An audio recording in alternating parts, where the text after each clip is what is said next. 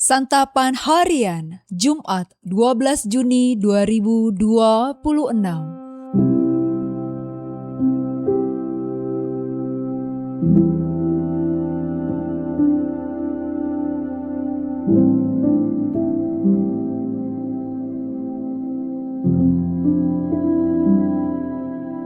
Inilah program Santapan Harian, sebuah program yang mengajak Anda menelusuri isi Alkitab, agar Anda menemukan makna firman Tuhan sesuai dengan konteksnya.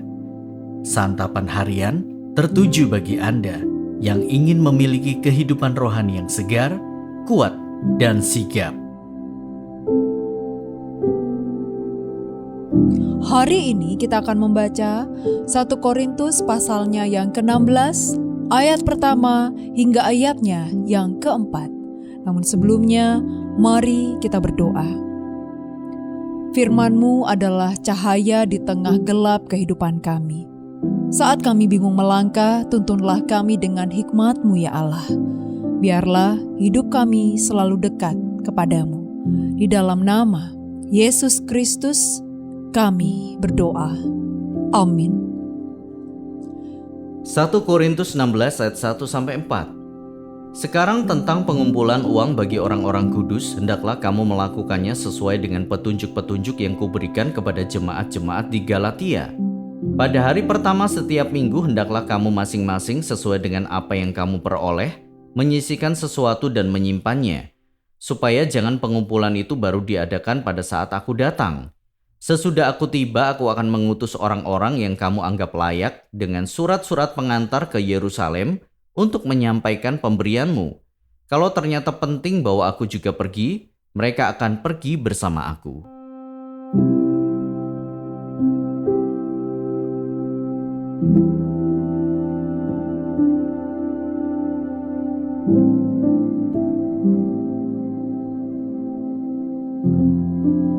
Sahabat Scripture Union Indonesia, perbuatan baik memerlukan perencanaan yang baik. Niat baik bisa menimbulkan konflik kalau tidak dirancang dengan baik pula. Di dalam suratnya, Rasul Paulus mengingatkan jemaat di Korintus untuk mengumpulkan bantuan bagi jemaat di Yerusalem. Penafsir Joseph Benson menjelaskan bahwa pada waktu itu saudara-saudara seiman di sana dilanda bencana kelaparan dan penganiayaan. Paulus ingin agar bantuan dalam bentuk uang dikumpulkan secara terpusat dan terbuka. Setiap hari Minggu mereka menyisihkan dan menyimpan persembahan mereka. Supaya jemaat tidak curiga bahwa uang itu akan dipakai untuk keperluan pribadi, Paulus mengirim beberapa orang yang layak untuk mengantarkan bantuan itu ke Yerusalem. Di sini kita bisa belajar dua prinsip penting dalam manajemen diakonia, yaitu kerelaan hati dan transparansi. Diakonia adalah pelayanan kita bagi sesama jemaat Tuhan yang memerlukan bantuan. Karena itu donasi harus diberikan dengan sukarela dan penggalangan dana harus dilaksanakan secara transparan untuk menjaga kepercayaan para donatur. Bagaimana dengan diakonia di gereja kita? Apakah pengumpulannya tepat waktu, penyalurannya tepat sasaran, dan pelaksanaannya transparan? Sebaiknya demikian. Sebab perkara uang mudah sekali menjerumuskan orang ke dalam dosa.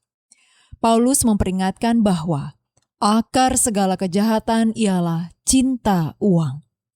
Jangan sampai niat baik kita untuk mengelola dana diakonia malah menimbulkan konflik karena tata kelola yang buruk. Kita menjadi batu sandungan bila terjadi penyimpangan. Sebaliknya, Tuhan dimuliakan bila kita mengelola dengan baik. Apa yang bisa kita lakukan sebagai anggota gereja?